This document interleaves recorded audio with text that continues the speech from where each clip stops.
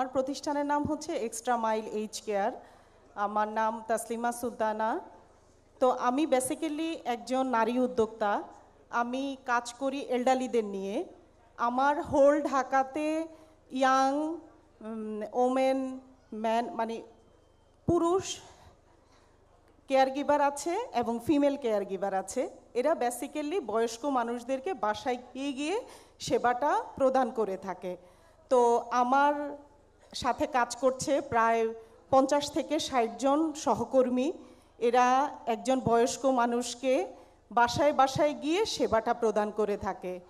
তো আমার সাথে ইয়াং যারা আছেন তারা কাজ করছেন। তো ইনশাল্লাহ হোল ঢাকাতেই আমাদের সার্ভিসটা আমরা প্রোভাইড করছি।